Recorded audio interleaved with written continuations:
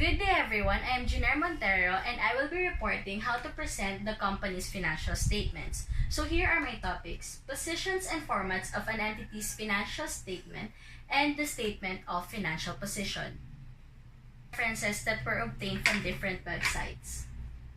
For my learning outcomes, by the end of the discussion, the students are expected to know and understand the position and formats of an entity's financial statement, specifically the statement of financial position, and they are expected to define and understand the key terms and learn the proper way to present the statement of financial position.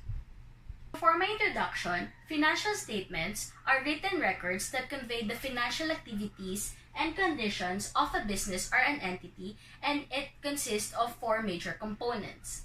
Financial statements are often audited by government agencies, accountants, firms, and others to ensure accuracy and for tax, financing, and investing purposes. One of the financial statements is the statement of financial position, or formerly known as the balance sheet, which I will be discussing today. So what is a statement of financial position? It presents the financial position of an entity at a given date.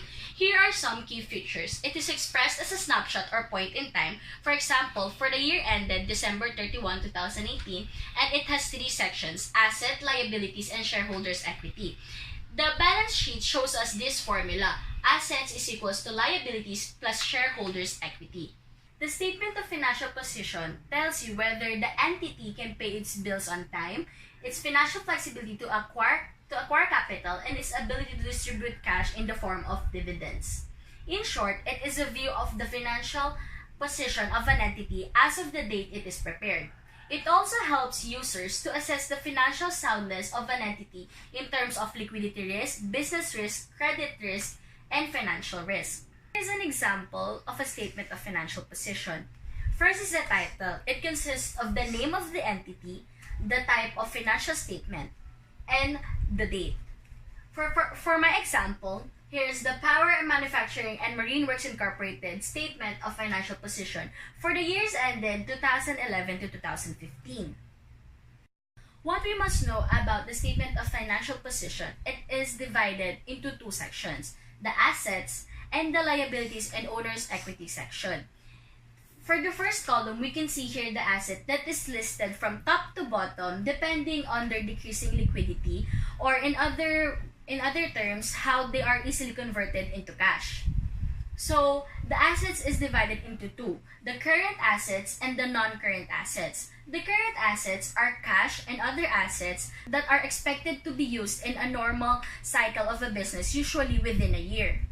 For the non-current assets, they are not realized within a year.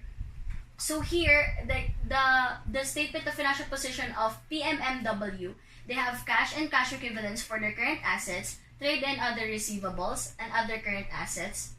And their total current assets will be added to their total non-current assets, which consists of the property and equipment, deferred tax assets, and other assets, and we will come up with their total asset of 179,766,075 pesos for the year 2015. The second section of our statement of financial position is the liabilities and stockholders' equity section.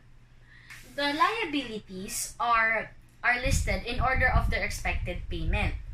Obligations expected to be satisfied within a year are the current liabilities, as opposing to the non-current liabilities.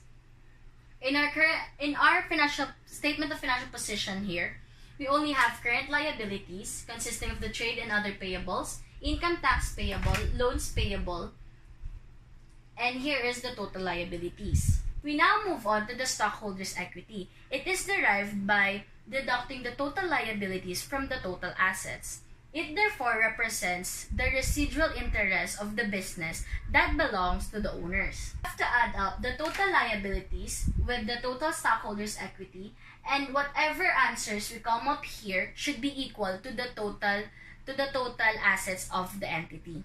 For my conclusion, in a nutshell, it is important in our strategic financial plan because such data it contains can be used to compute key indicators that reveal the company's financial structure and its ability to meet its obligation. These include working capital, current ratio, quick ratio, debt equity ratio, and debt to capital ratio. That is all from my report. Thank you.